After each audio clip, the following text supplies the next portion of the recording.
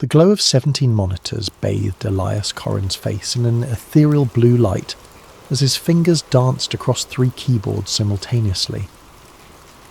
In the depths of his converted basement apartment, time moved differently. Days blurred into nights, and nights stretched endlessly as he navigated the labyrinthine pathways of the dark web like a digital archaeologist, uncovering humanity's buried secrets. At 32, Elias had already earned and lost 2 fortunes through his hacking prowess. First fortune came easily. A teenage prodigy exploiting security vulnerabilities for corporate clients who paid millions to keep their weaknesses secret. He'd lived like a digital king, penthouses overlooking Silicon Valley, exotic cars that remained untouched in climate-controlled garages, while he preferred the glow of his monitors to sunlight. That first fortune vanished when he exposed Meridian Pharmaceuticals' cover-up of deadly side effects in their breakthrough arthritis medication. The leaked documents showed they'd known their drug caused cardiac episodes in 12% of patients over 60, but had buried the studies to protect their $10 billion investment. Elias had expected whistleblower protection. Instead, he found himself blacklisted from every major tech company, his reputation destroyed by a coordinated character assassination campaign that painted him as an unstable idealist who couldn't be trusted with sensitive information. The second fortune came from smaller clients, criminal organisations, corporate espionage rings, government contractors who needed deniability. The work paid well but corroded his soul, each job pulling him deeper into the shadows of the digital underworld. That money disappeared into legal fees after a wrongful arrest for hacking the Federal Reserve, a crime he hadn't committed but couldn't prove he hadn't, given his reputation and the circumstantial evidence that seemed perfectly crafted to implicate him. 2 years in minimum security prison had shown him the true cost of challenging powerful systems. The other inmates respected his technical skills, but the guards treated him like a dangerous terrorist. Solitary confinement stretched for months whenever he complained about conditions or tried to organise better treatment for his fellow prisoners. By the time he was released on a technicality, evidence had mysteriously gone missing. He'd learned that the system didn't just punish dissent, it transformed dissidents into cautionary tales. Now, money meant nothing to him, only truth mattered. His obsession with secret societies began innocently enough, a childhood fascination sparked by his grandfather's stories about World War II intelligence operations. The old man had worked as a codebreaker for the OSS, predecessor to the CIA, and had filled young Elias's imagination with tales of hidden messages and shadow wars. After his grandfather's death when Elias was 12, he'd found boxes of declassified documents in the attic, revealing just how much of recent history had been shaped by invisible hands. That childhood fascination evolved into a methodical hunt for evidence as he grew older and acquired the technical skills to dig deeper than amateur conspiracy theorists ever could. While other hackers chased Bitcoin fortunes and corporate espionage contracts, Elias pursued shadows and whispers, digital phantoms that most people dismissed as paranoid delusions. He'd spent years infiltrating closed forums where former intelligence operatives shared war stories, decrypting abandoned hard drives from defunct government contractors, and following digital breadcrumbs through the dark web's most obscure corners. His apartment had become a digital monastery dedicated to the pursuit of hidden truth, every surface covered with the tools and detritus of obsessive investigation. The apartment reflected his singular focus. Pizza boxes stacked like ancient monuments between towers of computer equipment, energy drink cans forming metallic armies across every surface, and cables snaking through the darkness like digital veins feeding his electronic ecosystem. His only companions were the hum of cooling fans working overtime to prevent his overclocked processors from melting down, and the occasional, satisfied grunt when another firewall fell to his expertise. The basement location was perfect for his needs, thick concrete walls that muffled sound and blocked electromagnetic interference, a dedicated power line that could handle his massive electrical requirements, and most importantly, no windows for curious neighbours to peer through. He'd been living there for 18 months, ever since his release from prison, paying cash to a landlord who asked no questions as long as the rent arrived on time. His setup was a temple to digital paranoia. 17 monitors arranged in a semicircle around his custom-built chair, each screen dedicated to different aspects of his ongoing investigations. 3 keyboards allowed him to manage multiple intrusion attempts simultaneously, while a collection of smartphones, each running different operating systems and connected to various networks through proxy chains, kept him connected to his sources around the globe. The walls were lined with hard drives, each containing terabytes of encrypted data collected from years of systematic investigation. Backup systems ensured that even if authorities raided the apartment, copies of everything would remain safely hidden in data centers across 3 continents. He'd learned from his previous arrests that physical evidence was only as secure as your ability to keep it out of enemy hands. Tonight felt different. As rain drummed against the boarded windows, he'd covered them himself for security reasons. Elias's automated scanners detected something unusual. The software he'd written monitored thousands of government servers simultaneously, looking for anomalous data signatures that might indicate classified information stored in supposedly routine systems. Most alerts were false positives, but after years of refinement, his algorithms had learned to distinguish between genuine anomalies and random digital noise. This particular signal was trying too hard to look ordinary, which was exactly what made it suspicious. A government proxy server deep within the Department of Homeland Security's network infrastructure was handling traffic patterns that didn't match any known legitimate use. The data packets were the right size and frequency to appear routine, but they carried encryption signatures that suggested military-grade security protecting something far more sensitive than typical administrative communications. Most hackers would have dismissed it as a honeypot, a trap designed to lure in digital intruders, but Elias had learned to read between the digital lines over years of careful observation. This signal felt different, older, like it had been running for decades without anyone paying attention to what it was actually protecting. He leaned back in his chair, cracking his knuckles with the deliberate ritual of a surgeon preparing for a complex operation. The proxy was 3 layers deep in government infrastructure, protected by military-grade encryption that would take months to crack through conventional means. But Elias had developed unconventional means over the years.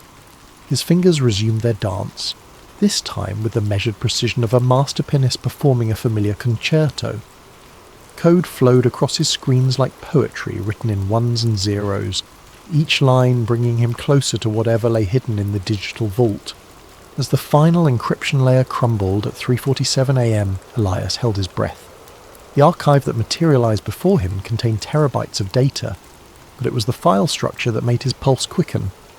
Everything was organized with the kind of meticulous care reserved for the most sensitive operations. Categorical folders with cryptic names like cultural implementation, behavioral modification, and asset management. He opened the first file and the world as he understood it began to unravel. The contracts appeared first, hundreds of them, stretching back decades like a paper trail through the shadow history of American culture. Entertainment companies, advertising agencies, record labels, movie studios, television networks, and news corporations all bound by identical non-disclosure agreements that ran to thousands of pages each.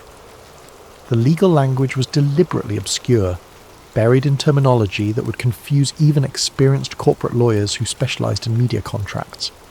But Elias had taught himself to decode legal doublespeak during his prison sentence, spending countless hours in the law library learning how power structures protected themselves through linguistic camouflage. Each contract referenced cultural programming initiatives and synchronized messaging protocols, with payment structures that dwarfed typical entertainment industry deals. Millions of dollars flowing to seemingly random projects, indie films that barely recouped production costs, music albums that never charted, advertising campaigns for products that didn't seem to exist. All payments were approved by a shell company called Apex Cultural Dynamics, whose corporate registration traced through a labyrinthine network of offshore entities. Elias followed the money trail through banks in Switzerland, shell corporations in the Cayman Islands, trust funds in Luxembourg, and holding companies in jurisdictions he'd never heard of. Every lead ultimately vanished into legal structures so complex they seemed designed more for obfuscation than profit. The internal memos were more revealing, written in the casual tone of executives who felt completely secure in their communications. Corporate leaders from supposedly competing companies discussed narrative adjustments and public sentiment cultivation, like weather forecasters predicting next week's conditions. One memo from a major news network's CEO, dated just 6 months ago, read, "Per our discussion with ACD representatives, the upcoming election cycle requires a 15% increase in anxiety-inducing content during primetime hours. Latest psychological impact studies suggest optimal effectiveness when paired with consumer advertising for comfort products and security solutions." Another memo from a streaming entertainment company outlined specific quotas. Q3 targets include 40% increase in dystopian future programming, 25% increase in surveillance state normalization themes, and introduction of transhumanist concepts through minimum of 12 original series. Demographic targeting should focus on the 18 to 34 age range for maximum long-term conditioning effectiveness. The coordination between supposedly independent media companies was breathtaking in scope. Competing networks shared detailed viewer psychological profiles, coordinated their news coverage to maximize specific emotional responses, and even synchronized their entertainment programming to reinforce particular worldviews. The memos discussed marketing research into subliminal messaging techniques, optimal timing for narrative reinforcement, and methods for making propaganda indistinguishable from organic cultural trends. Video stills scattered throughout the files showed meetings in nondescript conference rooms. Faces were often obscured, but the visible details painted a chilling picture. Executives from competing companies sitting side by side, reviewing presentations with titles like Mass Behavioral Prediction Models and Subliminal Integration Techniques. But it was the symbols that made Elias's blood run cold. They appeared everywhere, in corporate logos embedded in document headers, even watermarked into video files. The all-seeing eye perched atop pyramids, numerical sequences that corresponded to occult traditions, and geometric patterns that seemed random until viewed through the lens of esoteric knowledge. As dawn broke unnoticed outside his boarded windows, Elias began constructing his theory. The Illuminati weren't just folklore, they were real, organised, and operating in plain sight. Rather than ruling through force or political manipulation, they had evolved into something far more sophisticated. Cultural engineers who shaped reality through the careful manipulation of information and entertainment. The fragments suggested a coordinated effort spanning decades. Movies that promoted specific worldviews, music that carried subliminal messages, news coverage that guided public opinion toward predetermined conclusions. Every major cultural event seemed to serve a purpose beyond mere profit or entertainment.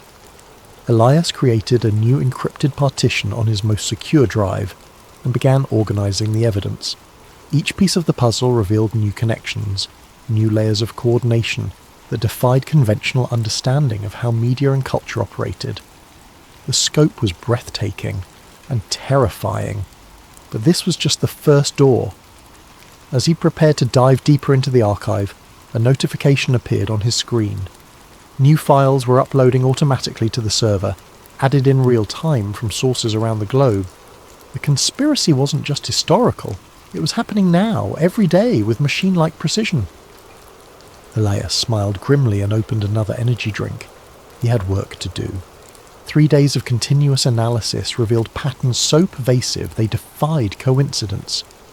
Elias's custom data mining algorithms had processed thousands of hours of Super Bowl halftime shows, major film releases, top-charting music, and primetime television programming, cross-referencing them with the archived documents he'd discovered. His software compared visual elements, audio frequencies, narrative structures, and symbolic content with mathematical precision that human observation alone could never achieve. The results were undeniable and terrifying. Every major halftime show since 2005 contained specific visual elements that served purposes beyond entertainment.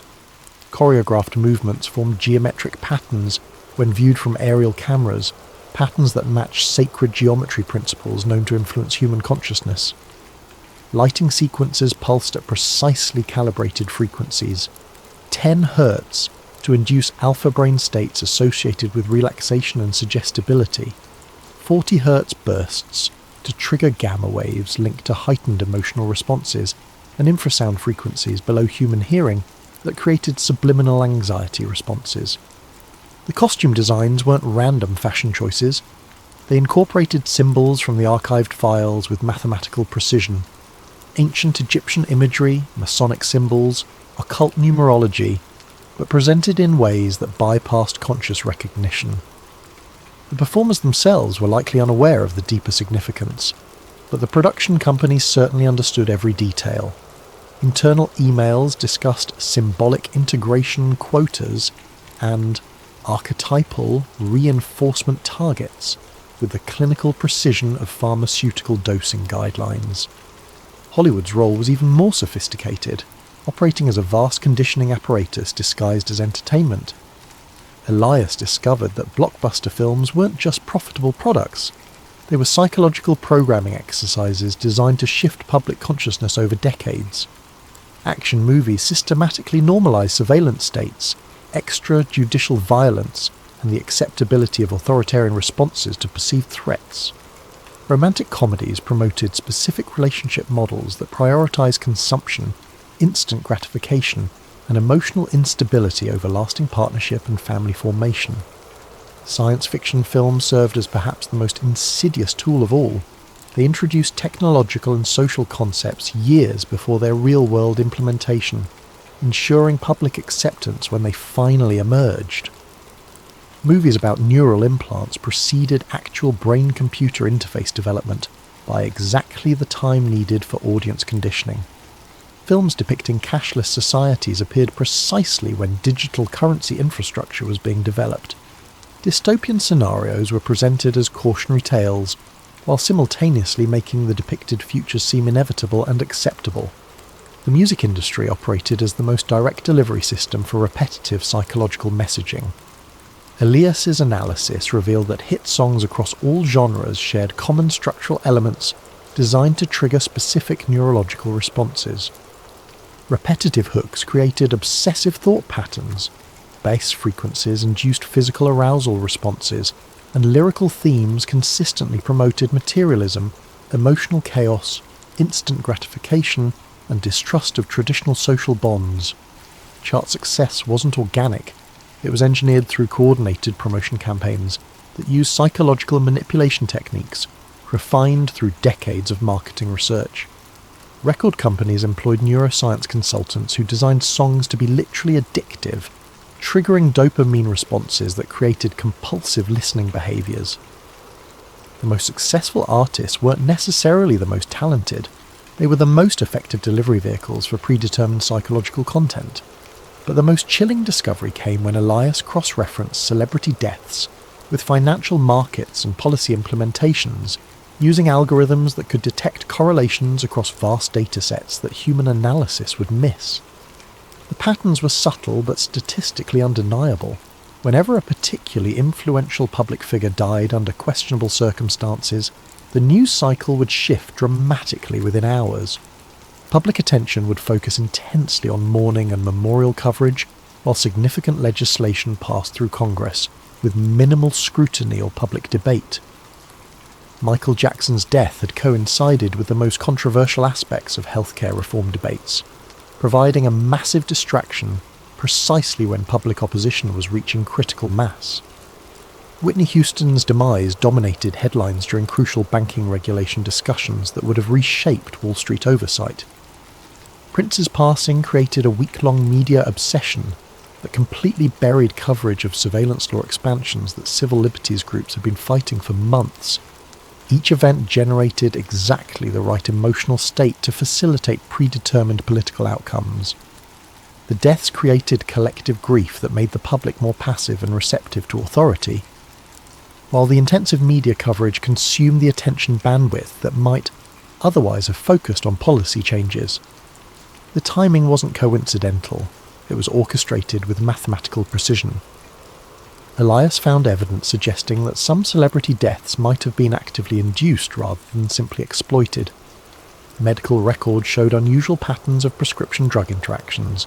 Security camera footage from crucial moments was consistently corrupted or missing, and autopsy results often contained anomalies that suggested external intervention.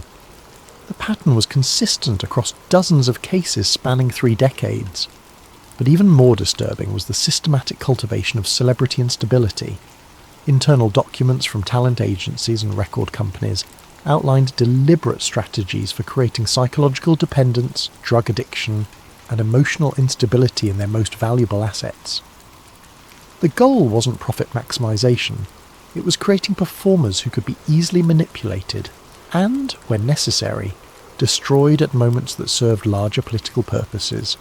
The conspiracy had weaponized celebrity worship itself, turning the public's emotional investment in famous figures into a tool for mass psychological manipulation. Every death became a ritual that renewed the collective trauma bonding between citizens and their media-created gods, making the population more dependent on external authority figures and less capable of independent critical thinking.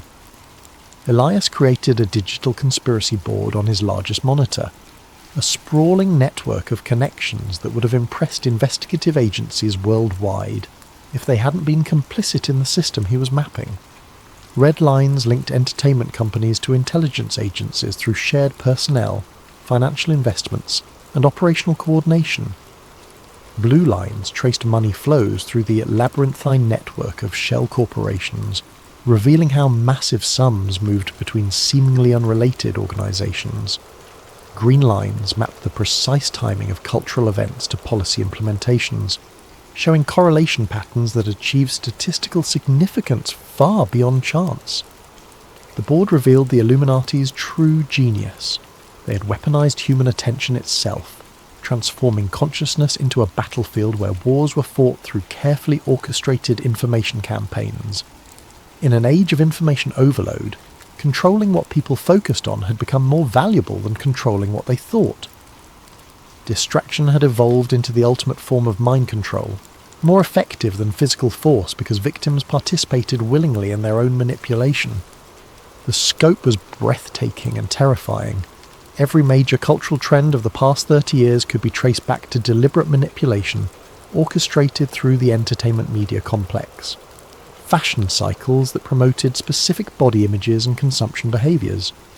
Social media trends that encouraged narcissistic self-documentation and reduced attention spans. Political movements that channeled genuine grievances into harmless symbolic protests that changed nothing.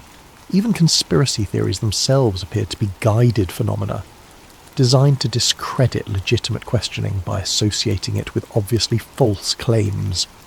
As Elias studied his creation through bloodshot eyes that hadn't seen natural light in days, a pattern emerged that made him question everything he thought he knew about free will and human autonomy.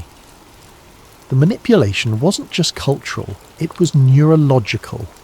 The constant stream of engineered content was literally rewiring human brains on a species level, creating generations of people whose thoughts and desires had been shaped by external forces since birth. The evidence suggested that the traditional concept of individual choice had become largely illusory. In a world where every piece of information was filtered through manipulated channels, where every cultural touchstone carried hidden programming, where every social trend was artificially generated, what did it mean to make an independent decision? The conspiracy had achieved something more insidious than totalitarianism. They had created voluntary slavery disguised as freedom of choice. As Elias studied his creation, a pattern emerged that made him question everything he thought he knew about free will. Every major cultural trend of the past 30 years could be traced back to deliberate manipulation.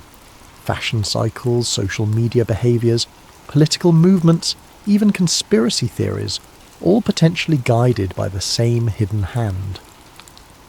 The realization struck him like a physical blow. If they could control culture so completely, how could he be certain his own obsession with finding them wasn't part of their plan? The media conglomerate's server proved surprisingly easy to penetrate, which should have been Elias's first warning. Titan Communications owned 17 major news networks, 43 radio stations, controlling interests in 12 social media platforms, and content distribution deals with virtually every major streaming service. Their annual revenue exceeded the GDP of most small nations, and their influence over global information flow was effectively unparalleled in human history. Their security should have been impenetrable. Military contractors protected their networks. They employed former NSA specialists as cybersecurity consultants, and their server farms were housed in facilities that rivaled government installations. Yet Elias's intrusion tools sliced through their defences like a hot knife through butter, encountering minimal resistance and no countermeasures. It was almost as if they wanted him inside their systems. The internal documents were even more damning than the government archive, revealing coordination that made wartime propaganda efforts look amateur by comparison. Daily emails outlined narrative priorities for each news cycle, complete with psychological impact assessments, demographic targeting strategies, and measurable public sentiment targets. The language was coldly clinical, reducing human emotion and belief to data points on quarterly performance spreadsheets. Editorial meetings were recorded and transcribed with military precision. News directors from supposedly competing networks participated in weekly coordination calls, where they discussed upcoming stories, agreed on messaging frameworks, and divided coverage responsibilities to ensure comprehensive narrative saturation. The goal wasn't profit. It was behavioural modification on a civilizational scale. One particularly chilling document was titled MK Ultra Evolution, Modern Behavioural Modification Through Repetitive Exposure. It outlined techniques that made the CIA's infamous mind control experiments look primitive and inefficient by comparison. Rather than targeting individuals through drugs and trauma, the new methods focused on mass psychological conditioning through carefully orchestrated media campaigns that operated below the threshold of conscious awareness. The manual explained in disturbing detail how repetitive exposure to specific imagery, sound frequencies, narrative structures, and emotional triggers could alter brain chemistry over extended periods. Citizens weren't being brainwashed in the traditional sense. They were being neurologically rewired through their daily media consumption, with changes that accumulated gradually over years and decades. The process was so subtle and pervasive that victims never realized their thoughts weren't entirely their own. Predictive programming emerged as a central technique in their arsenal.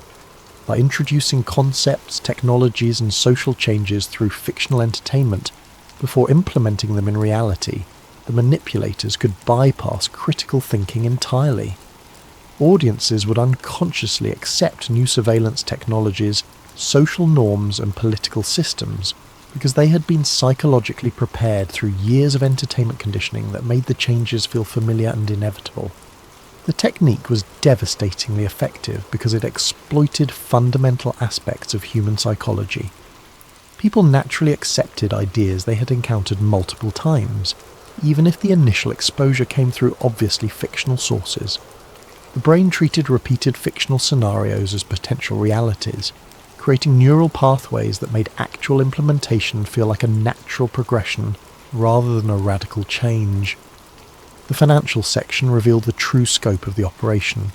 Trillions of dollars flowed through the network annually, dwarfing the budgets of most nations. The money came from unexpected sources: pension funds, insurance companies, even charitable foundations unknowingly contributed to the conspiracy through complex investment structures. But the most disturbing discovery was the coordination between intelligence agencies, banking institutions, entertainment corporations, and technology companies, operating as a unified organism despite their apparent competition and conflicting interests. Weekly video conferences brought together representatives from the CIA, Federal Reserve, major studios, social media platforms, and multinational technology corporations. They discussed sentiment management and narrative synchronization with the casual professionalism of corporate executives planning quarterly sales targets. The recordings revealed a shadow government that operated through corporate proxies rather than official political channels. Traditional governmental power had been largely superseded by a network of private organizations that could implement policy through market manipulation and cultural conditioning without the messy inconvenience of democratic oversight. Elections still occurred, but they had become elaborate theatre productions designed to maintain the illusion of popular sovereignty, while real decisions were made in boardrooms that the public never saw. News cycles weren't random or market-driven. They were orchestrated months in advance by committees that included intelligence operatives, banking executives, media moguls, and technology leaders. Wars provided distraction from economic manipulation, while generating massive profits for defence contractors. Celebrity scandals offered convenient cover for political corruption investigations. Natural disasters created opportunities to implement emergency powers that somehow always became permanent fixtures of the expanded surveillance state. Every major event served multiple purposes in a grand design that stretched across decades. The 2008 financial crisis had been engineered to consolidate banking power while conditioning the public to accept bailouts as normal economic policy. The COVID-19 pandemic had accelerated digital transformation initiatives while normalising remote monitoring and social isolation. Climate change narratives were being used to justify energy sector reorganisation and carbon credit markets that would generate enormous profits for the same financial institutions that had caused previous economic crises. Elias found recorded conversations between news anchors and their handlers that destroyed any remaining illusion about journalistic integrity. Popular television personalities who projected authority and trustworthiness were revealed as knowing participants in psychological manipulation campaigns, carefully crafting emotional triggers with the precision of weapons designers.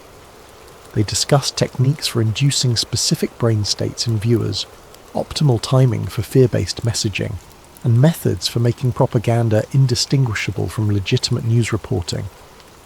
The most chilling recordings involved discussions of population control strategies disguised as public health initiatives. Representatives from pharmaceutical companies, government health agencies, and media corporations coordinated messaging campaigns designed to promote dependency on medical interventions while discouraging natural immunity and traditional healing practices. The goal wasn't public health. It was creating a population that required constant pharmaceutical management to function normally.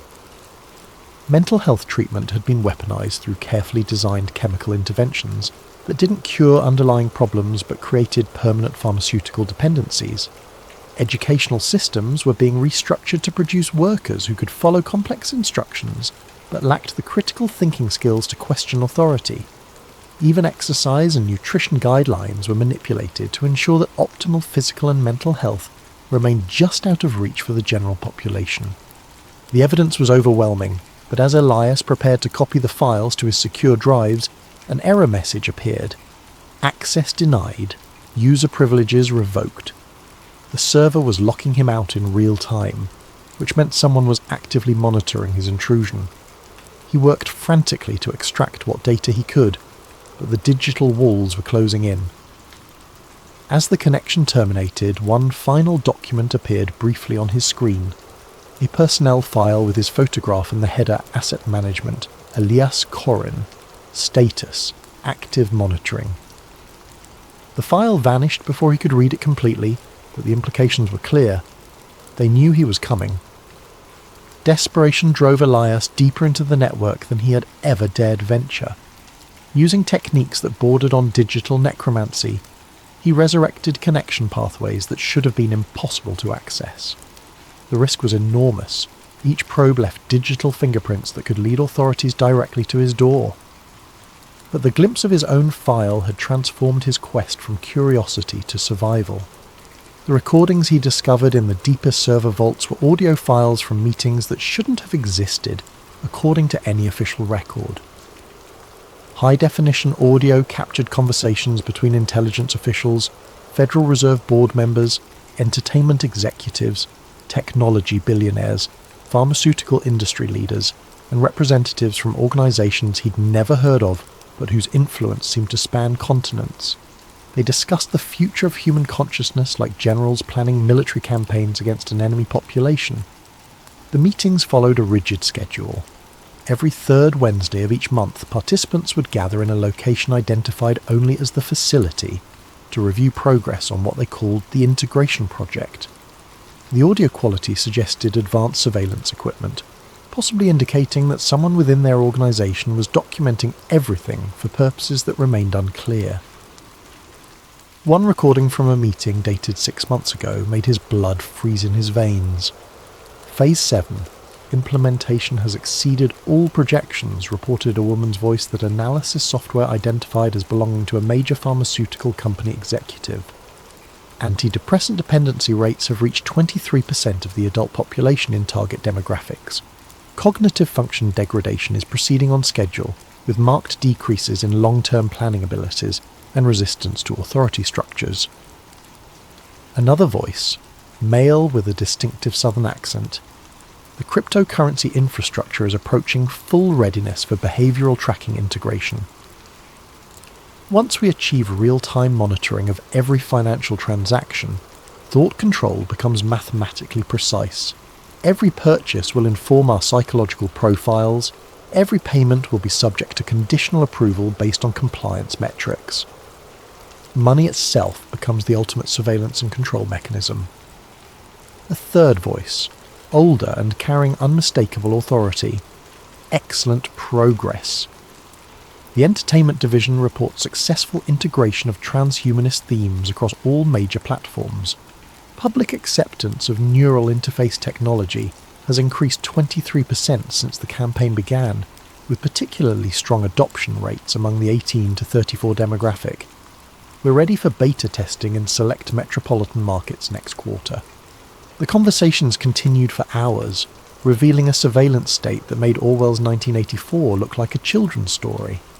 They weren't just watching citizens, they were psychologically profiling entire populations in real time, predicting dissent before it emerged, and neutralizing threats through targeted manipulation rather than direct confrontation. The system was so sophisticated that most people would never realize they were living under complete psychological control. The integration project appeared to be the culmination of decades of research into human behavior modification. Rather than controlling people through force or obvious propaganda, they had created a system that guided human decision-making through carefully crafted environmental pressures. Every choice citizens made was influenced by factors they never recognized as external manipulation, creating the illusion of free will while ensuring predetermined outcomes. Food additives that affected brain chemistry, architectural designs that induced specific emotional states, lighting frequencies that influence circadian rhythms, sound pollution calibrated to create chronic stress. Every aspect of modern life had been optimized to create psychological conditions that made populations easier to manage. The genius was that victims participated willingly in their own subjugation, often defending the very systems that enslaved them. The Watcher Protocol emerged as their most sophisticated tool. Rather than silencing conspiracy theorists and dissidents, they monitored them continuously, studying their methods and psychology. The dial was used to identify others with similar thinking patterns, creating detailed maps of potential resistance before it could organize effectively. But the most chilling revelation was their approach to handling discovered threats. They didn't assassinate or imprison troublesome individuals, they drove them insane. Subtle psychological pressure, engineered coincidences, and carefully orchestrated personal tragedies would destroy a person's credibility and mental stability.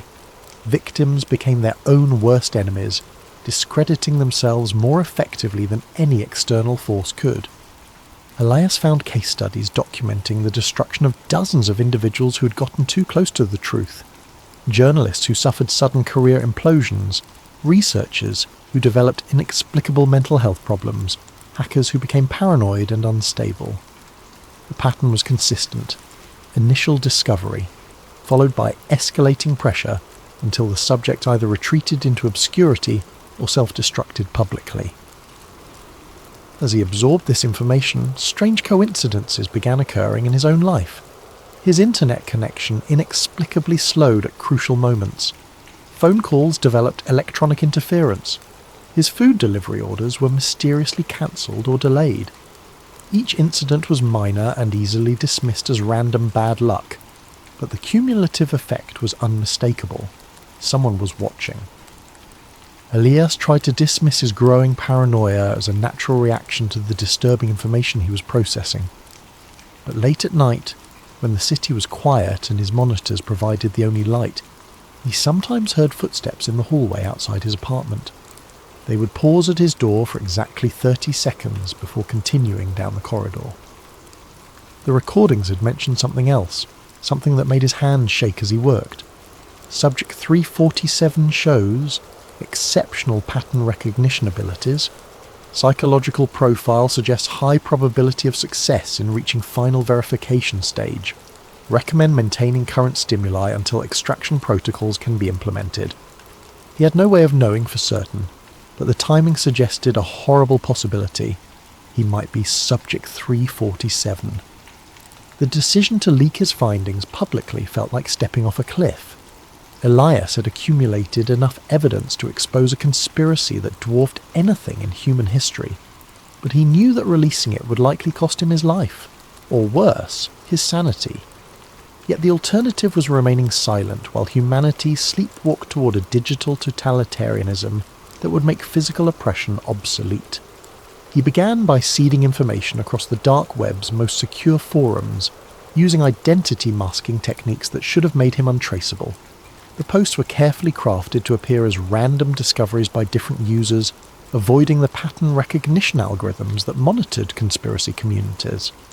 Each fragment of evidence was real but incomplete, requiring readers to connect the dots themselves. The response was immediate and disturbing. His posts gained traction quickly, too quickly. Within hours, they were being shared across platforms, analysed by citizen journalists, and discussed in mainstream media as examples of dangerous misinformation. The speed of the reaction suggested a coordinated response, as if the revelation had been anticipated and prepared for in advance. More troubling was the nature of the responses. While some users took the evidence seriously, others immediately began discrediting it with arguments that seemed too sophisticated to be spontaneous. They pointed to technical inconsistencies that Elias was certain didn't exist, questioned source authenticity with forensic expertise that suggested professional training, and redirected discussions toward harmless tangents that neutered the information's impact. Within days, his revelations were being treated as another internet conspiracy theory, filed alongside flat earth theories and lizard people claims. The evidence was dismissed not through logical refutation, but through association with obviously false ideas, a technique the archived documents had called cognitive contamination. As the online discussions evolved, Elias realised he was watching a masterpiece of psychological manipulation in real time. The truth was being buried not through censorship, but through calculated flooding with disinformation. His genuine evidence was drowning in a sea of deliberate nonsense, making it impossible for reasonable people to distinguish fact from fantasy. But the digital warfare was only the beginning. Physical reality began shifting around him in subtle but unmistakable ways. His internet speed slowed to a crawl whenever he tried to upload new evidence. Delivery services could no longer find his address. His phone developed a mysterious static that made conversations nearly impossible. Even his electricity began fluctuating at random intervals, causing his equipment to crash at the most inconvenient moments. The psychological pressure was more sophisticated than anything he had imagined from the case studies. Rather than obvious intimidation, he faced a constant series of minor inconveniences and technical failures that could be dismissed as coincidence by anyone who wasn't experiencing them directly. The effect was maddening, literally. He began questioning his own perceptions, wondering if paranoia was making him see patterns that didn't exist. Sleep became elusive as his apartment filled with unexplained sounds. Electronics hummed at frequencies that seemed designed to prevent rest. The heating system cycled erratically, creating temperature fluctuations that made comfort impossible. Water pressure dropped whenever he tried to shower, and his refrigerator developed a whine that stopped only when he was away from his computer. Friends and family members began expressing concern about his mental state, though he couldn't remember telling them about his research. They called with surprising frequency, all using similar language about the importance of seeking help and taking breaks from the computer. The conversations felt scripted, as if his loved ones were reading from prepared statements. As days blended into a haze of technical failures and social pressure, Elias realised he was living inside one of the case studies he'd discovered. They weren't just monitoring him, they were actively dismantling his life with surgical precision. But unlike the previous victims, he knew what was happening. That knowledge might be his only chance of survival. He had to reach the final layer of the archive before they completed their psychological destruction. If his theory was correct, the deepest files would contain the ultimate revelation, and possibly his salvation. The final server required every technique Elias had learned over 2 decades of hacking, protected by quantum encryption and guarded by AI systems that adapted to his intrusion attempts in real time. It represented the pinnacle of digital security. Yet as he worked through the night, fueled by desperation and the last of his energy drinks, the barriers fell with almost suspicious ease. The locked folder contained exactly what he had expected and feared: complete dossiers on hundreds of individuals, including himself. His file was massive, containing information that should have been impossible to collect. Screenshots of every computer session going back years, audio recordings from devices that shouldn't have had microphones, even biometric data tracking his health and emotional states in real time. But it was the analysis that truly horrified him. Psychological profiles predicted his behaviour with uncanny accuracy, mapping his personality down to neurological quirks that he had never shared with anyone. The files detailed his childhood trauma, relationship patterns, cognitive biases, and emotional triggers with clinical precision. They knew him better than he knew himself. The surveillance had begun long before his current investigation. Webcam captures showed him staring at monitors in his apartment, taken from angles that suggested multiple hidden cameras. Phone conversations with friends and family had been recorded and analysed for stress patterns and emotional manipulation opportunities. Even his online shopping habits, medical records, and financial transactions had been fed into behavioural prediction algorithms. Most disturbing was the timeline. The earliest entries in his file dated back 15 years, to when he had first begun investigating conspiracy theories as a college student. They hadn't just discovered his activities, they had been watching and shaping them from the beginning. Every major breakthrough in his hacking skills, every connection he had made in underground communities, every piece of evidence he'd uncovered, all had been carefully orchestrated. The documents revealed the true scope of his manipulation. The pharmaceutical company he had exposed years earlier, the leaked documents had been strategically placed for him to find. The wrongful arrest that had cost him his fortune, engineered to isolate him and fuel his paranoia. Even his current apartment had been selected for him, the basement location perfect for the psychological pressure techniques they planned to employ. But the most shattering revelation was still to come. As he scrolled through terabytes of personal data, a video file caught his attention. The timestamp showed it was recorded 3 days ago, the night he had first accessed the government server. The video showed him working at his computer, but the angle was impossible. The camera had to be inside his monitor, watching him as he discovered the conspiracy. He was staring at footage of himself reading about his own surveillance. The video continued, showing him creating his digital conspiracy board, making connections between entertainment companies and intelligence agencies, even the moment when he had first seen his own photograph in the corporate files. But there was something else, a timestamp in the corner that made no sense. According to the file properties, the video had been created 6 months before it was allegedly recorded. His hand shaking, Elias cross-referenced the timestamp with other files in his dossier. The pattern that emerged destroyed everything he thought he knew about his investigation. Every revelation, every breakthrough, every piece of evidence he had discovered, all had been prepared in advance. The conspiracy he had uncovered was real, but his discovery of it had been choreographed down to the minute. They hadn't just been watching him, they had been directing him, feeding him information at precisely calculated intervals, allowing him to feel the satisfaction of discovery while ensuring he found only what they wanted him to find.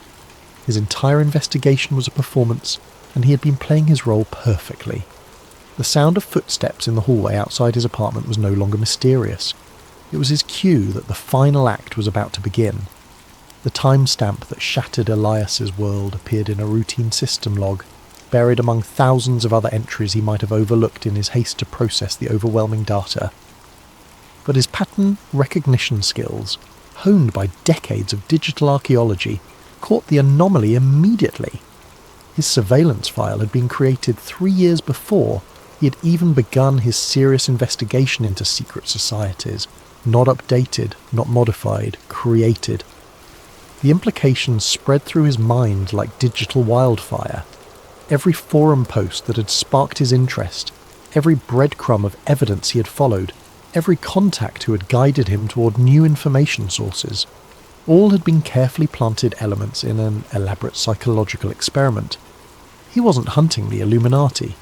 He was their laboratory rat, navigating a maze they had constructed specifically for him. The files reveal the true scope of the operation. Project Cassandra aimed to study how individuals with specific psychological profiles could be guided toward predetermined conclusions while believing they were conducting independent research. Elias was test subject 347 in a series that had already processed thousands of potential dissidents, conspiracy theorists, and amateur investigators. The methodology was diabolical in its sophistication. Rather than suppressing information, they had created controlled leaks that satisfied the subject's desire for hidden truth, while ensuring that any revelations served their ultimate purposes. Every conspiracy theorist who believed they had uncovered secret plots was actually participating in a massive behavioural study that helped refine mass manipulation techniques. But Project Cassandra served another purpose, creating the perfect patsies. When subjects like Elias inevitably attempted to share their discoveries, the public would dismiss them as delusional paranoids. The conspiracy theorists discredited themselves more effectively than any government censorship could, providing cover for the real operations happening in plain sight. The genius was circular. They used genuine conspiracies to hide their conspiracy, to create conspiracy theories. The Ouroboros of manipulation consumed its own tail while strengthening the head. Elias found video recordings of planning meetings where researchers discussed his psychological profile like entomologists studying an insect. His obsessive personality, his need for validation through intellectual superiority, his isolation and distrust of mainstream society, all were noted as advantageous traits for the experiment. They had identified him as an ideal subject before he had even begun his journey into the digital underground. The recordings were clinical in their detachment. Subject 347 shows exceptional persistence and pattern recognition abilities. Recommend accelerating the revelation timeline to achieve maximum psychological impact. His technical skills allow for more sophisticated evidence plants than previous subjects. Agreed. The deep web forums are seeded and ready. Will allow him to discover the entertainment industry connections next week, followed by the financial networks the following month. Estimated timeline to complete breakdown, 6 to 8 months. What about extraction? Standard protocol. Once he achieves full paranoid state, we'll activate the final revelation. The cognitive dissonance should ensure complete psychological collapse within 72 hours. Subject will either retreat into catatonic withdrawal or self-eliminate. Either outcome serves project goals. The footsteps outside his door had stopped. In the silence that followed, Elias could hear his own heartbeat thundering in his ears like a countdown timer. Every shadow in his peripheral vision might be a hidden observer. Every electronic device could be a surveillance tool.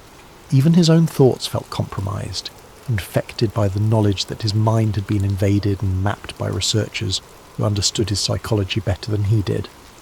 But as despair threatened to overwhelm him completely, a final realization emerged from the chaos of his collapsing worldview. If they had created all of this as an experiment, if his investigation was a carefully orchestrated performance, then the evidence he had found might be real after all. They couldn't manipulate him with fake conspiracies. They had to use genuine ones to make the manipulation believable. The entertainment industry coordination, the financial manipulation, the psychological conditioning of entire populations, it was all real. His discovery of it might have been staged, but the conspiracy itself existed exactly as he had uncovered it. They had made one critical error in their psychological experiment. They had given him access to the truth. The question was whether that knowledge could serve any purpose now that he understood his role as an unwitting puppet. As the footsteps resumed outside his door, moving with deliberate slowness toward his apartment, Elias realized he had perhaps minutes to decide how this story would end. He could retreat into madness as they expected, becoming another cautionary tale about the dangers of conspiracy thinking.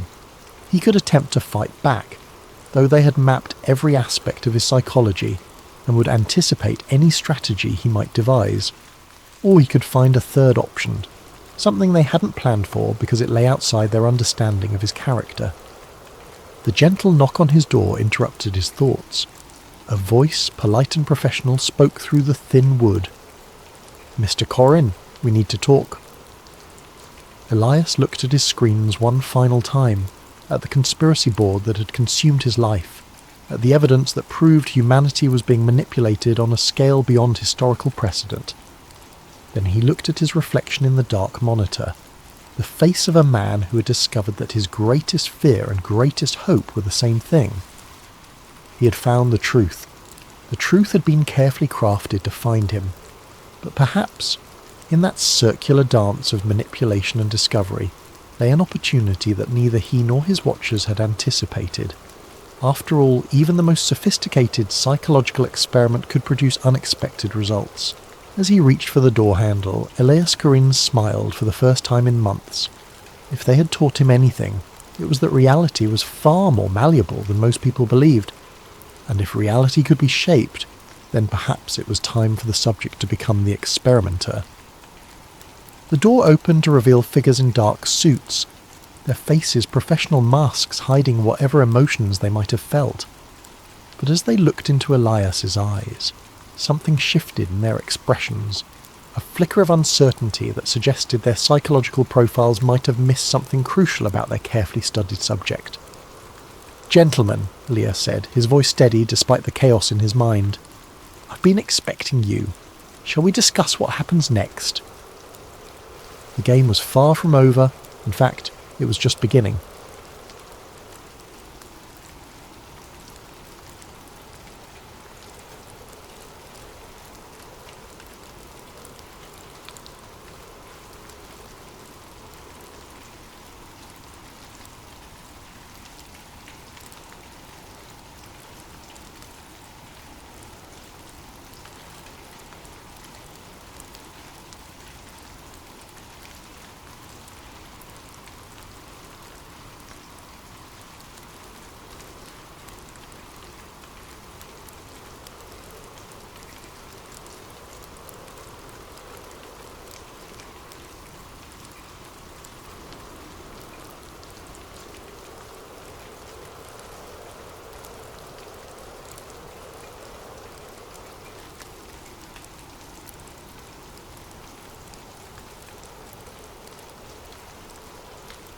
The fluorescent lights of the 24-hour post office buzzed like dying insects as Evan Marshall fumbled for his keys in the artificial twilight of 3 a.m.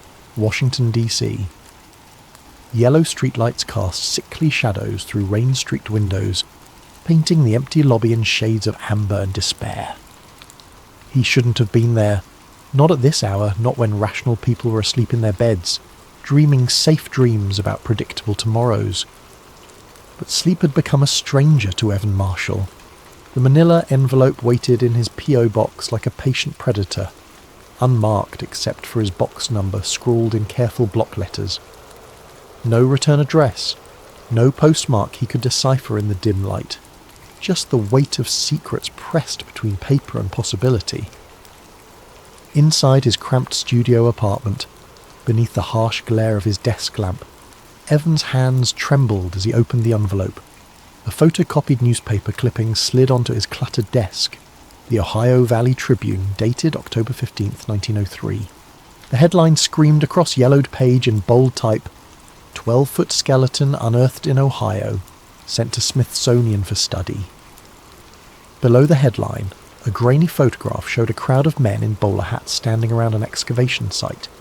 At their feet, partially unearthed, lay what appeared to be an enormous human rib cage, emerging from the dark earth like the frame of some impossible cathedral.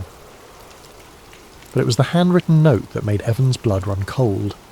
Not everything makes it to the exhibit floor. B17, 44, 32, 1903. They've been hiding our history for over a century. Find the vault. The numbers meant nothing to him then. Later, they would mean everything. Evans stared at the note until his vision blurred, until the carefully formed letters began to swim across the page like ants fleeing a disturbed nest. He'd been investigating government cover-ups for 15 years, had exposed corruption in 3 different administrations, had won awards for pieces that powerful people wished had never been written. But this felt different. This felt like standing at the edge of an abyss so deep that light itself feared to venture down. The rain continued to drum against his windows as Evans spread the clipping and note across his desk, photographing them from every angle with his phone. Somewhere in the distance, a siren wailed through the empty streets of the capital, a lonesome sound that seemed to echo the warning bells now clanging in his mind. He should have thrown the envelope away, should have burned it, forgotten it, moved on to safer stories about budget discrepancies and zoning violations. Stories that wouldn't make him wake up in cold sweats, wouldn't make him check his locks 3 times before bed, wouldn't make him wonder if the footsteps echoing behind him on empty sidewalks belonged to someone he couldn't see. But Evan Marshall had never been good at walking away from the truth, even when the truth had teeth, especially when it had teeth. The Smithsonian's digital archives became Evan's obsession over the next 2 weeks. He haunted the reading rooms like a spectre, pale from lack of sunlight, surviving on convenience store coffee and the kind of determination that borders on madness. The librarians began to recognise him, nodding with the resigned familiarity reserved for researchers who had clearly lost themselves in the labyrinth of human knowledge. What he found made his hands shake. The Cincinnati Enquirer, 1894. Giant bones discovered in Kentucky cave system. Smithsonian team en route. The Indianapolis Journal, 1897. Farmer uncovers burial mound. Skeleton measures over 10 feet. Artifacts include unknown metal tools. The St. Louis Post-Dispatch, 1901. Archaeological marvel. Ancient giants' remains found with advanced copper implements. Smithsonian officials decline comment. Page after page, article after article, a pattern emerged like constellations in a dark sky. Giant skeletons discovered across the American Midwest. Advanced tools that shouldn't have existed. Artifacts that defied conventional understanding of ancient civilizations. And always the same refrain. Specimens sent to the Smithsonian Institution for study. But when Evans searched the museum's current databases, he found nothing. No giant skeletons in the anthropology collection, no advanced copper tools predating known civilizations, no evidence that any of these discoveries had ever existed at all. It was as if history itself had been carefully edited, leaving only the approved narrative behind. Dr. Helen Cray lived in a colonial house in Georgetown, surrounded by books that seemed to reproduce in the shadows when nobody was watching. She'd retired from the archaeology department 5 years ago, officially due to health concerns, but her eyes held the sharp intelligence of someone who had seen too much and understood even more. Coffee, she asked, leading Evan into a study that felt like a temple to forgotten knowledge. Maps covered every available wall space, marked with pins and notations in her careful handwriting. Dr. Cray. I'm investigating reports of large skeletal remains that were allegedly sent to the Smithsonian over a century ago, Evan began, settling into a chair that had probably been old when Lincoln was president. I've found dozens of newspaper accounts, but no corresponding records in the museum's current collections. Helen's cup paused halfway to her lips. She set it down with the deliberate care of someone buying time to choose their words. Mr. Marshall, in my 40-year career, I learned that archaeology is as much about what we choose not to display as what we put behind glass. What do you mean? There are problematic finds, artifacts that don't fit the accepted timeline of human development, remains that challenge our understanding of ancient populations. She walked to one of her maps, tracing her finger along what appeared to be excavation sites marked throughout the Ohio River Valley. In my early days, I heard whispers about storage facilities that weren't on any official floor plan, collections that existed in a kind of academic purgatory. Evan leaned forward. "You're talking about a cover-up." "I'm talking about institutional priorities," Helen corrected, but her tone suggested the distinction was largely academic. "The Smithsonian has always been more than just a museum, Mr. Marshall. It's a guardian of national narrative, and some stories are considered too disruptive to tell." She turned from the map, her expression grave. "If you start pulling on this thread, you won't like where it leads. There are people who have built their entire careers on maintaining certain silences. They don't appreciate journalists who ask inconvenient questions." "Are you trying to warn me off?" Helen smiled, but it was the kind of smile that belonged at funerals. "I'm trying to keep you alive, young man. The last researcher who got too close to this particular truth, well, let's just say he decided to pursue other interests. Very suddenly. Very completely." As Evan walked back to his car, he noticed a black sedan that seemed to be following him at exactly the speed limit. When he stopped at a red light, the sedan stopped too, maintaining a precise distance that spoke of professional surveillance. When the light turned green and Evan accelerated, the sedan matched his speed with mechanical precision. He took 4 random turns through Georgetown's narrow streets. The sedan stayed with him, ghost-like in its consistency. Only when Evan pulled into the parking garage of his apartment building did it finally peel away, disappearing into the DC traffic like it had never existed at all. That night, Evan dreamed of enormous bones rising from dark earth and woke to find his windows open despite being certain he'd locked them before bed. Samuel Trent's house squatted in the Virginia countryside like a fortress built from paranoia and regret. Security cameras perched on fence posts, motion sensors glowed red in the gathering dusk, and the driveway was designed to provide clear sightlines in all directions. This wasn't the home of a retired archivist. This was the refuge of a man who had seen something he wasn't supposed to see, and spent every day since then looking over his shoulder. Trent himself answered the door after Evan had stood on the porch for nearly 10 minutes, his face appearing and disappearing at windows as he conducted some kind of security assessment. He was a thin man in his 70s, with the pale complexion of someone who rarely ventured into sunlight and eyes that seemed to be perpetually scanning for threats. "You're the journalist," Trent said without preamble. Dr. Cray called. "Said you were asking the wrong questions?" "Wrong questions? Wrong for your health, right for the truth." Trent stepped aside, gesturing for Evan to enter. "Come in, but leave your phone in the car, and anything else electronic. The walls have ears in this business, Mr. Marshall. The interior of the house was a study in controlled paranoia. Heavy curtains blocked every window, white noise generators hummed in each corner, and a complex array of electronic equipment occupied an entire wall of what had probably once been a living room. This was the home of a man who understood surveillance and had dedicated his life to avoiding it. 43 years I worked for the institution," Trent began, settling into a chair that provided clear views of both the front door and the back entrance. "Started in the basement archives when Nixon was president, worked my way up to senior archivist. Thought I knew everything about that place. Thought I'd catalogued every skeleton in every storage room." He paused, his fingers drumming against the arm of his chair with nervous energy.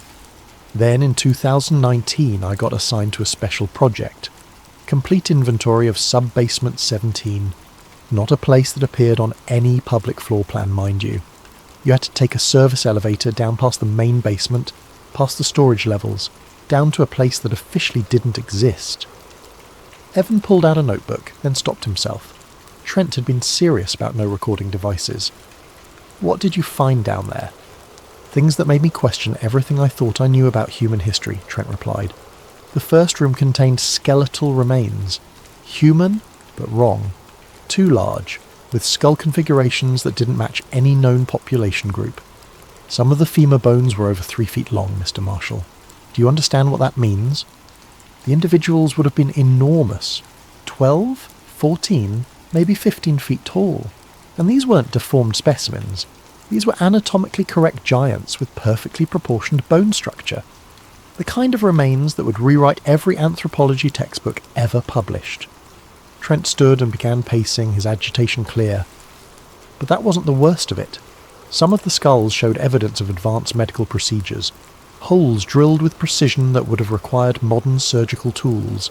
Healing patterns that suggested post-operative care. You're talking about evidence of advanced ancient civilizations. I'm talking about evidence that human history is nothing like what we've been taught. Trent stopped pacing and fixed Evan with a stare that seemed to burn with suppressed knowledge. The artifacts were even more disturbing. Tools made from metals that shouldn't have existed in ancient America. Copper alloys that our metallurgists couldn't identify. Stone carvings covered in symbols that looked almost like circuit diagrams. Evan's pen hovered over his notebook. Did you document any of this? I tried. Took photographs with a camera I'd smuggled in. Made detailed notes. But within a week of completing the inventory, I was called into my supervisor's office. Told that my services were no longer required. Given a severance package that was far too generous. And a non-disclosure agreement that was far too specific.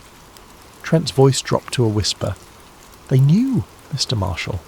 They knew exactly what I'd seen, and exactly how dangerous it was for me to have seen it. What happened to the other people who worked on the inventory? Dr. Patricia Williams, the lead anthropologist, died in a car accident 2 months after the project ended. Single vehicle collision on a straight stretch of highway in broad daylight. Marcus Chen, the photographer, had a heart attack despite being 28 years old with no history of cardiac problems. And Dr. Robert Hayes, the metallurgist, committed suicide by jumping off the Roosevelt Bridge. Trent's hands were shaking now. 3 deaths in 6 months, Mr. Marshall. 3 people who had seen what I'd seen. You think they were murdered? I think they were handled. There's a difference. Murder is messy and draws attention. Handling is clean and looks like bad luck. Trent moved to one of his windows, peering through a gap in the curtains. I went underground after that. Changed my name. Moved to the middle of nowhere. Learned everything I could about electronic surveillance. Because I knew they were watching. Waiting for me to make the same mistake as the others. What mistake? Trying to go public. Trying to tell the world what we'd found. Trent turned back to Evan, his expression haunted. But maybe that's exactly what needs to happen. Maybe the truth is more important than my life. He walked to a desk and retrieved a small piece of paper. The vault code you received, B1744-32-1903, it's real. Subbasement 17, Vault 4432, corresponds to items catalogued in 1903. But accessing it requires more than just the code. You need a security badge with the right clearance level and knowledge of the physical layout. How would I get that kind of access? Samuel Trent smiled, but it was the smile of a man preparing to cross a line he could never uncross. Mr. Marshall, what I'm about to tell you will either get you the story of the century, or get you killed. Possibly both. As evening settled over the Virginia countryside, Evan listened to Trent describe security protocols, shift changes, and the exact route to an elevator that didn't appear on any building schematic. And in the back of his mind, a voice whispered that he was about to step through a door that would change everything. Not just his understanding of history, but his understanding of the forces that shaped what people were allowed to know. The truth, Evan was beginning to realise, was a more dangerous possession than he had ever imagined. The Smithsonian's annual Contributors Gala provided perfect cover. 200 wealthy donors mingling in the Museum of Natural History's main hall, servers in white jackets weaving through crowds with trays of champagne and carefully crafted hors d'oeuvres. Evan had spent 3 days perfecting his disguise as a catering company employee, complete with forged credentials and a borrowed uniform that fit well enough to pass casual inspection. The hardest part wasn't getting inside. It was maintaining his composure while surrounded by exhibits that now felt like elaborate lies. Every display case seemed to mock him with its carefully curated version of human history. Homo sapiens, the only human species, early tool use in ancient civilizations, the development of agriculture, 10,000 BCE. All of it potentially false, all of it potentially designed to hide something far more extraordinary and threatening. Champagne, sir? Evan offered a tray to a middle-aged man in an expensive suit, using the opportunity to position himself near the service entrance. that led to the restricted areas. "Wonderful event," the man replied, selecting a glass. "Though I sometimes wonder what marvels they keep locked away from public view. My grandfather used to claim the Smithsonian had artifacts that would shock the world." Evan's hand nearly trembled as he balanced the tray. "Oh? What kind of artifacts?" "Family stories. Probably nonsense. Something about giant bones and impossible technologies." The man laughed and moved on, leaving Evan standing frozen in a crowd of oblivious donors. Even the rumours had rumours. At 9:47 p.m, exactly when Samuel Trent had predicted, security guard Martinez headed to the loading dock for his smoke break. Evan slipped through the service door, his heart hammering against his ribs like a trapped bird. The service corridors of the Smithsonian were a maze of beige walls and fluorescent lighting, filled with the institutional smell of cleaning supplies and old secrets. Following Trent's directions, Evan descended a staircase marked "Authorised Personnel Only" and found himself in the main basement. Then another level down to sub-basement 1, where crates of unopened exhibits waited in climate-controlled storage. But Trent had been specific. He needed to go deeper. The service elevator was exactly where Trent had described it, hidden behind a door marked "Electrical Do Not Enter." Evan's hands shook as he swiped the cloned security badge he'd acquired, through channels he preferred not to think about too carefully. The magnetic lock disengaged with a soft click that sounded like thunder in the empty hallway. The elevator was small and unremarkable, with buttons for floors that shouldn't have existed. B1, B2, B3, and at the bottom, B17. Evan pressed the button and felt the elevator descend far deeper than should have been possible. The building above couldn't have extended this far underground. This wasn't just sub-basement storage. This was something that had been deliberately hidden beneath the foundation of American history. When the doors opened, Evan stepped into a corridor that looked like it belonged in a different building entirely.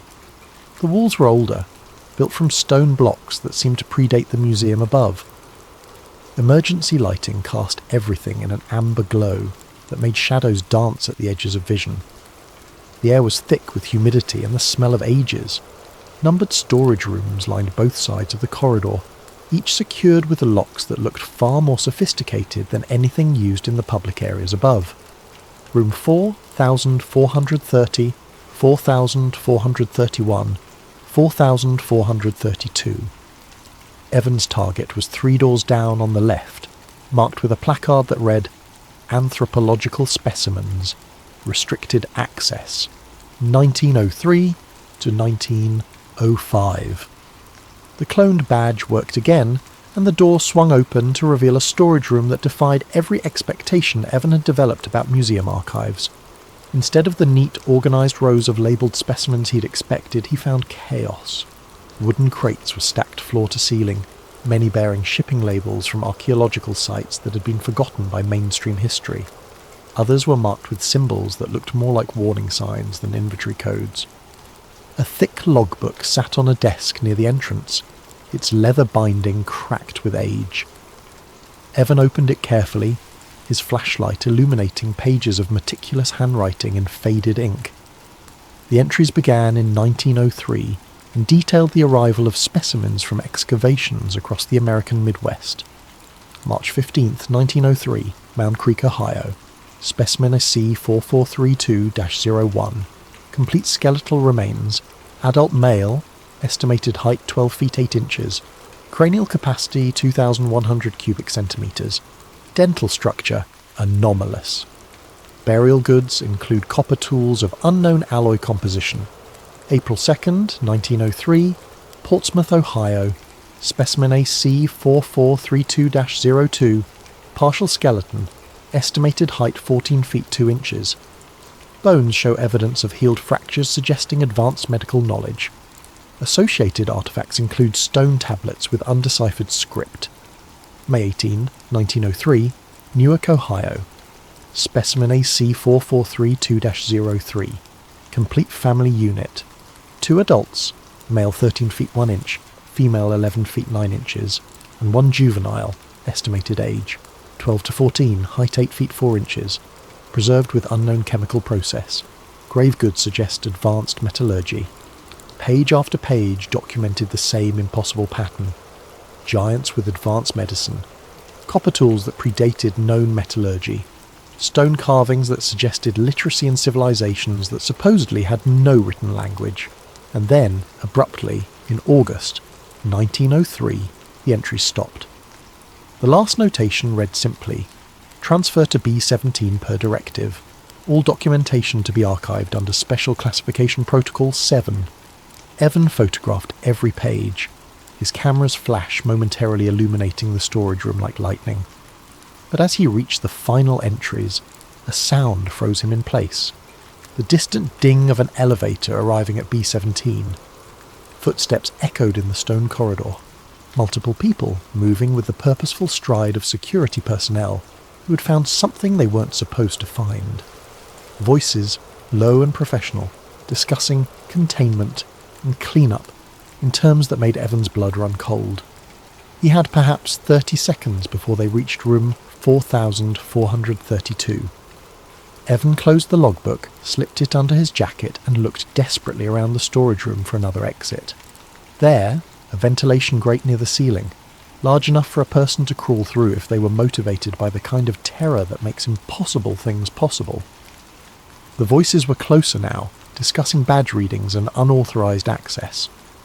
Evan climbed onto a crate, forced open the ventilation grate and pulled himself into a narrow shaft that seemed to extend into darkness in both directions. Behind him, the storage room door opened and flashlight beams swept across the space he'd occupied moments before. "Room's been accessed," a voice reported. "Someone was definitely here. Logbooks missing." "Find them," another voice replied with cold authority. "This facility has been compromised. Initiate containment protocol." Evan crawled through the ventilation system like a man possessed, following a shaft that seemed to lead upward through the building's infrastructure. His phone had no signal this deep underground, but the camera had stored everything he'd photographed. The evidence was real, documented, undeniable, if he could survive long enough to share it. The ventilation shaft ended at a grate that opened into a mechanical room 3 floors above sub-basement 17. Evan emerged covered in dust and grime. His knees scraped raw from crawling through metal ducting, but alive and temporarily beyond the reach of whoever was conducting the search below. The mechanical room was filled with the building's heating and cooling equipment, providing cover and the steady hum of a white noise that would mask any sounds he might make. But he couldn't leave. Not yet. Not when he was this close to the truth. The logbook had mentioned transfer to B-17, which suggested that the artifacts in room 4432 were just records. The actual specimens, the giant skeletons, the impossible tools, the evidence that could rewrite human history, were stored somewhere else in this underground complex. And Evan had a suspicion about where that might be. Samuel Trent had described Vault 4432 as a records room, but had hinted at something deeper. The real collection, he'd said, requires more than just a security badge. It requires clearance that most employees don't even know exists. Evan studied the building schematics he'd memorized, cross-referencing them with Trent's descriptions and the security protocols he'd observed. If the Smithsonian was hiding evidence of pre-Columbian giants and advanced ancient civilizations, they wouldn't store it in a simple records room.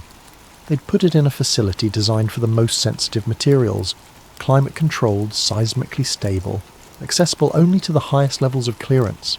A vault, a real vault, built deep underground and protected by security measures that would make Fort Knox envious. Using service corridors and maintenance passages, Evan made his way back towards sub-basement 17, but this time he followed a different route. Instead of heading to the storage rooms, he looked for the kind of infrastructure that would support a serious security installation. Power conduits, ventilation systems designed for sensitive equipment, reinforced walls that suggested something more important than simple storage. He found it at the end of sub-basement 17 behind a door marked only with a number. B-17 Secure. The door was steel, built into a frame that extended deep into reinforced concrete walls. This wasn't museum storage, this was government-level security. The cloned badge wouldn't work here. This required biometric scanning, multiple authentication factors, and clearance levels that probably required presidential approval. But Evan had advantages that the security designers hadn't anticipated. He had desperation, a complete disregard for his own safety, and 40 years of institutional paranoia to guide his thinking.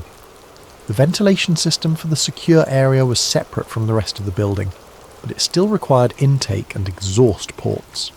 And those ports, designed to be inaccessible to anyone without specialised equipment, provided another way inside for someone willing to risk everything. Evan found the intake shaft 2 corridors away, hidden behind a panel that looked like part of the wall. The shaft was smaller than the one he'd used to escape, barely wide enough for his shoulders, but it led directly into the heart of the secure facility. He could hear the hum of sophisticated climate control equipment, the subtle electronic sounds of security systems monitoring an environment that contained something unprecedented. The shaft ended at a grate that looked down into a room that defied comprehension. Vault B-17 Secure was enormous, carved from living rock and supported by steel beams that suggested engineering capabilities far beyond what should have been necessary for a museum storage facility. The space was filled with display cases arranged in precise rows, each containing specimens that challenged everything Evan thought he knew about human history. Giant skeletons stood in reinforced glass cases, their bone structure perfect and their dimensions impossible.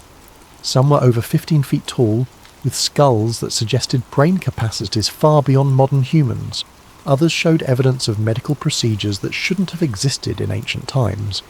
Precisely drilled holes that had healed completely, surgical scars that spoke of advanced anatomical knowledge, dental work that looked almost modern in its sophistication. But the skeletons were just the beginning. Other cases contained tools that seemed to be made from metals that didn't exist in nature.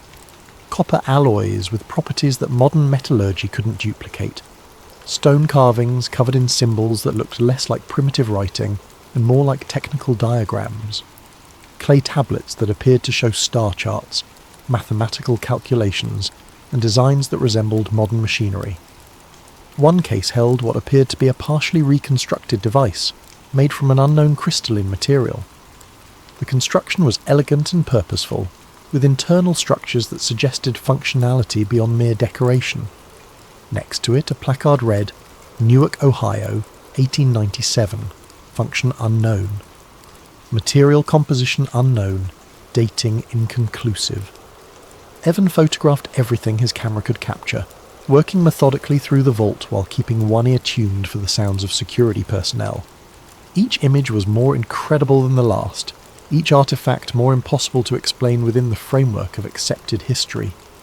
In the final row of cases, he found something that made his blood freeze, a series of photographs mounted behind glass, showing excavation sites that he recognised from the newspaper clippings. But these weren't newspaper photos, these were official documentation, taken by Smithsonian personnel at the actual dig sites. The images showed giant skeletons in situ, surrounded by artefacts and burial goods, that proved their authenticity beyond any possible doubt. And every single photo was stamped with a classification level that Evan had never seen before. Cognito hazard, dissemination prohibited, director authorization required. A cognito hazard, information so dangerous that simply knowing it posed a threat to society. That's when the alarms began to sound. Red lights bathed the vault in hellish illumination, the sirens echoed through the underground complex. Evan heard the distinctive sound of blast doors sealing, the mechanical whir of security systems activating throughout the facility. His escape route through the ventilation shaft was probably already sealed. He was trapped in a vault filled with evidence that could rewrite human history, surrounded by security measures designed to ensure that no unauthorized person ever left alive. The final case in the vault contained a single item, a modern photograph showing a meeting between Smithsonian officials and military personnel, dated just 6 months ago. In the centre of the group stood a man Evan recognised from newspaper photos, the current secretary of the Smithsonian. He was shaking hands with someone in military uniform, while behind them, clearly visible through an open doorway, giant skeletons stood in their display cases. The implications hit Evan like a physical blow. This wasn't just historical cover-up. This was an ongoing conspiracy involving the highest levels of both academic and military authority. The giants weren't just being hidden, they were being actively studied, and that study was being conducted outside any civilian oversight. Footsteps echoed in the corridor outside the vault. Multiple people, moving with military precision. They'd found his entry point, traced his route, and were now closing in on a man who had seen too much to be allowed to live. Evan looked around desperately for another way out, but the vault was designed to be impregnable. Stone walls, steel doors, and security measures that would keep him contained until whatever passed for justice in this shadow world could be administered. That's when he noticed something the vault designers had probably considered a minor detail: the emergency fire suppression system. Hail and gas dispensers were positioned throughout the vault, designed to extinguish any fire that might threaten the precious artifacts.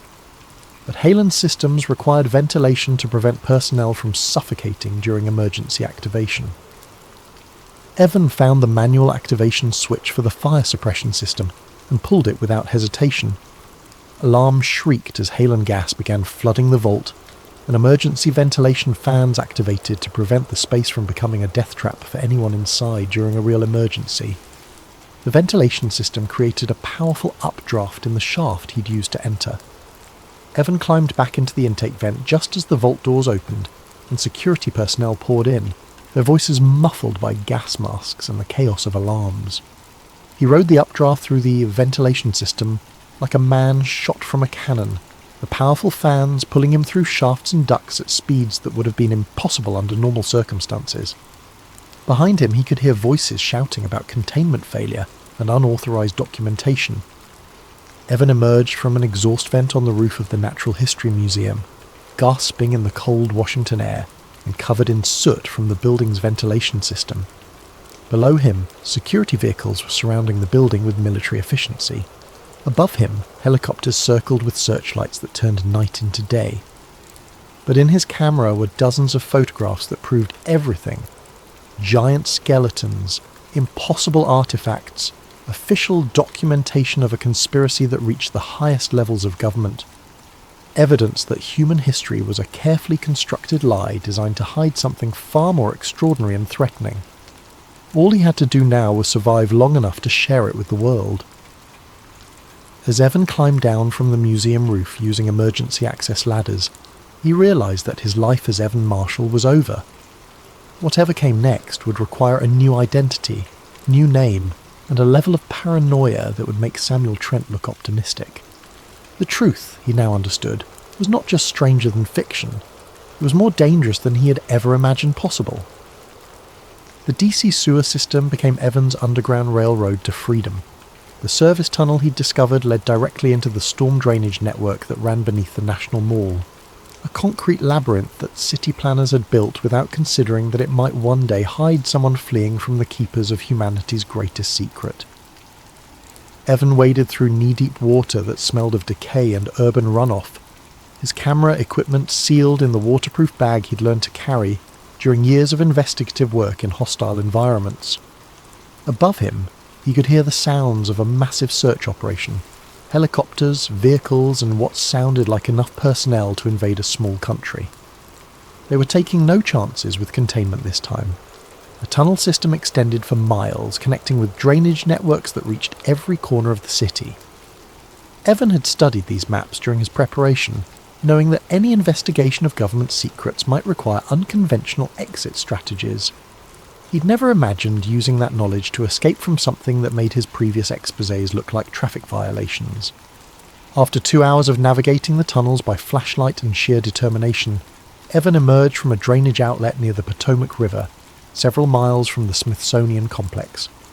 The search operation was still visible in the distance, lights and helicopters focused on downtown DC, while he caught his breath in the shadow of a highway overpass. His hands were shaking as he checked his camera equipment. Everything had survived the journey. Dozens of photographs showing giant skeletons, impossible artifacts, and official documentation of a conspiracy that reached levels of government he was only beginning to understand. The evidence was real, undeniable, and so dangerous that people had died to keep it secret. But evidence meant nothing if no one ever saw it. Evan made his way to an all-night diner in Arlington, a place that existed in the margins of respectable society, and asked no questions about customers who looked like they'd been swimming in sewage. The waitress, a woman who'd clearly seen everything the city had to offer, brought him coffee and a towel without comment. In the privacy of the diner's booth, Evan began uploading his photographs to an encrypted server he'd established years ago for exactly this kind of situation. The images uploaded slowly over the diner's Wi-Fi connection, each file representing evidence that could rewrite human history or get him killed. Probably both. As the final photographs uploaded, Evan's phone buzzed with a text message from an unknown number. "You've seen what you weren't meant to. Leave DC now. This is your only warning." Evan stared at the message, his coffee growing cold as the implications sank in. They had his phone number. They'd tracked him to this location. The technology that could accomplish that level of surveillance suggested resources far beyond what any civilian organisation should possess. He paid for his coffee with cash and left through the diner's back exit, abandoning his phone in a dumpster and switching to protocols he'd developed for the most sensitive investigations. No credit cards, no electronic communication, no patterns that sophisticated surveillance could predict or track. The bus station was 3 miles away, reachable through back streets and industrial areas where security cameras were sparse and facial recognition software would struggle with the angles and lighting. Evan purchased a ticket to Philadelphia using cash and a fake ID he'd maintained for emergencies, then settled into a seat at the back of a Greyhound bus that smelled like disinfectant and broken dreams. As the bus pulled out of DC, Evan watched the city recede behind him and tried to process what he'd discovered. Giants had lived in ancient America. They'd possessed advanced technology and medical knowledge that shouldn't have existed. They'd left behind artifacts that suggested civilizations far more sophisticated than anything in the approved historical narrative. And the Smithsonian Institution, the organization entrusted with preserving and sharing human knowledge, had been actively hiding this evidence for over a century. The hotel in Philadelphia was the kind of place that rented rooms by the hour and accepted cash without asking for identification. Evan locked the door, wedged a chair under the handle and checked the windows for alternate escape routes. Paranoia wasn't a luxury anymore, it was a survival skill. Using a laptop purchased with cash from a pawn shop, Evan accessed his encrypted server and began organising the evidence. The photographs were clear, undeniable and absolutely damning. Giant skeletons with perfect bone structure, artifacts made from impossible materials, official documentation proving that the Smithsonian had been hiding evidence of advanced ancient civilizations for over a century. But as he worked, Evan realised he faced a problem that went beyond simple journalism. This wasn't just a story about institutional cover-up. This was evidence of something that could fundamentally destabilise society's understanding of human history. The classification stamp he'd seen in the vault haunted him. COGNITOHAZARD. Information so dangerous that simply knowing it posed a threat. What if the cover-up wasn't about protecting institutional reputation? What if it was about protecting civilization itself? Evan pushed the thought aside. Truth was truth, regardless of how uncomfortable it made people. The public had a right to know that their understanding of human history was built on carefully constructed lies. He began creating multiple copies of the evidence, distributing them across different servers and platforms to ensure that the information couldn't be suppressed or destroyed. If something happened to him, the truth would still survive. At 3 a.m, his hotel room door exploded inward. 3 figures in tactical gear poured through the opening, moving with military precision and carrying weapons that looked far more sophisticated than standard law enforcement equipment. Evan dove behind the bed as dart-like projectiles embedded themselves in the wall where his head had been moments before. Not bullets, tranquilizer darts. They wanted him alive. The laptop lay open on the bed, still displaying the photographs from the vault. One of the figures moved toward it, while the others began a systematic search of the room. Evan heard the distinctive sound of hard drives being wiped, memory cards being destroyed, evidence being systematically eliminated. But they were too late. The upload had completed hours ago. Evan slipped out the window onto a fire escape that overlooked an alley filled with dumpsters, and the kind of urban debris that accumulated in forgotten spaces. The drop was 20 feet onto concrete, but staying in the room meant disappearing into whatever black site facility these people represented. He jumped. The impact drove the breath from his lungs and sent lightning bolts of pain through his left ankle, but he was alive and mobile. Behind him, voices shouted coordinates and search vectors in the clipped professional tones of people who cleaned up messes for a living. Evan limped through Philadelphia's empty streets, using back alleys and industrial areas to avoid the kind of surveillance that had found him so quickly at the hotel. His ankle was probably sprained, his ribs felt like they'd been hit with a sledgehammer, and he was operating on 2 hours of sleep and more adrenaline than should have been physiologically possible. But the evidence was safe, distributed across multiple servers, protected by encryption that would take even government resources significant time to crack. The truth about humanity's hidden history was no longer dependent on his survival. Dawn was breaking over Philadelphia when Evan finally stopped running and found refuge in a 24-hour laundromat. As he sat among the washing machines, listening to the rhythmic sounds of ordinary people doing ordinary things, he began to understand the magnitude of what he'd uncovered. The giants weren't just ancient history. The military personnel in that photograph, the sophisticated security measures, the resources devoted to keeping this secret, all of it suggested that the implications of the discovery were still relevant, still dangerous, still worth killing for. What if the giants weren't extinct? What if some aspect of their civilization had survived, hidden in the same shadows that concealed their remains? What if the cover-up wasn't about protecting the past, but about controlling the future? Evan's phone, a new one purchased with cash, buzzed with a message from an encrypted account he'd established for emergency communications. Evidence received and distributed. You've done something extraordinary, but now you need to disappear. They'll never stop looking for you. The message was from Helen Cray. Somehow the retired archaeologist had accessed his uploads and was coordinating a response that went far beyond academic curiosity. She was part of something larger, a network of people who had been waiting for someone like Evan to break the silence. Check the news in 24 hours, another message read.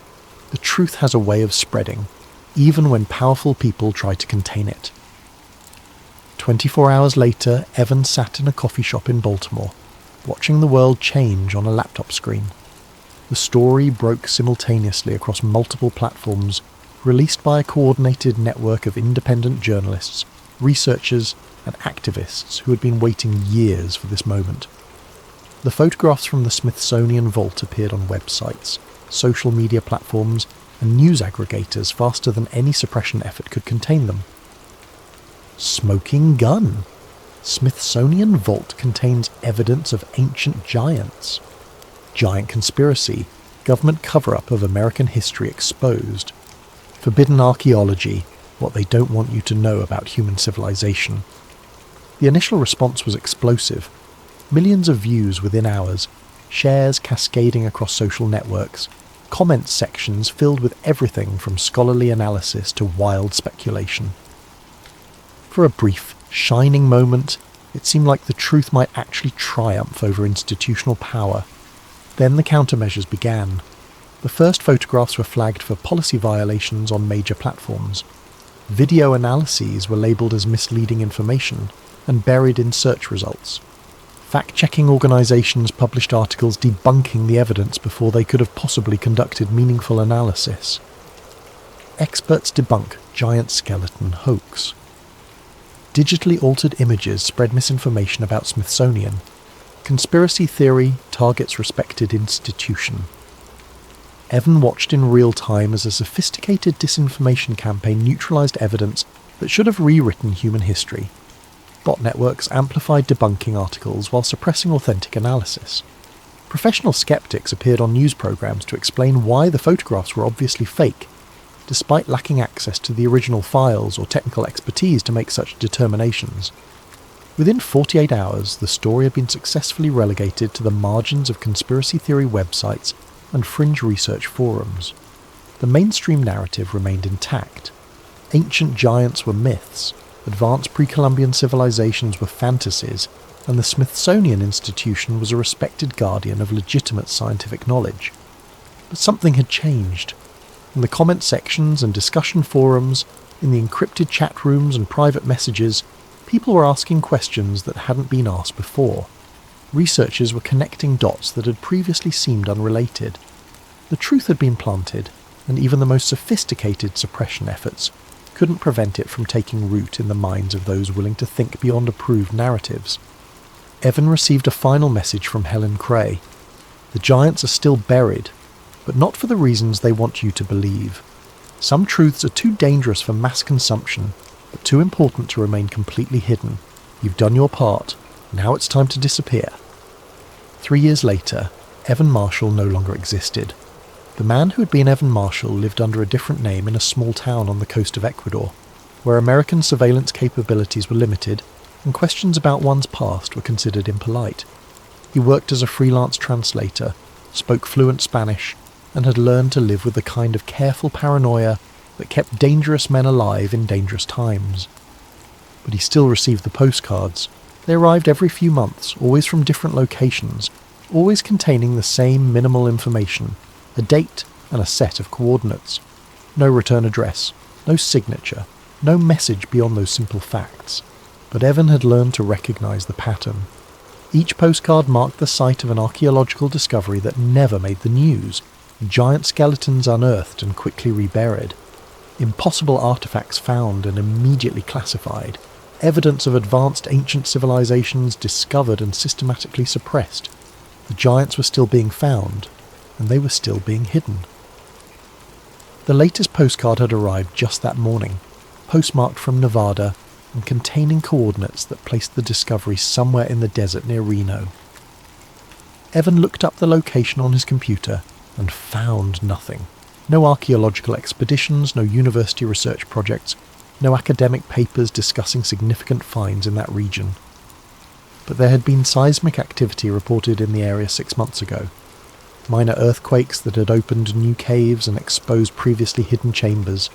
The kind of geological events that sometimes revealed secrets that had been buried for millennia. Evan poured himself a cup of coffee and watched the sun rise over the Pacific Ocean. Somewhere in the Nevada desert, evidence that could rewrite human history was being carefully catalogued and filed away in facilities that didn't officially exist. Somewhere in Washington, D.C., meetings were being held to determine how to manage information that was too dangerous for public consumption. And somewhere in the margins of the internet, the truth continued to spread in whispers and speculation, carried by people who had seen the evidence and refused to forget what they'd learned. The giants had walked the earth once. Their bones still rested in unmarked vaults beneath buildings that existed to preserve knowledge, while hiding the most important discoveries from those who had paid for them with their taxes and their trust. Evan finished his coffee and began planning his day. There were translations to complete, bills to pay, and the careful routine of a man who had learned to live invisibly in a world where the truth was more dangerous than any lie. But tonight, when the work was done and the day had faded into memory, he would update his encrypted files with the coordinates from the latest postcard. Because someday, when the time was right and the world was ready, someone would need to know where to look for the evidence that powerful people had worked so hard to hide. The giants were still buried, but not for the reasons they wanted you to believe.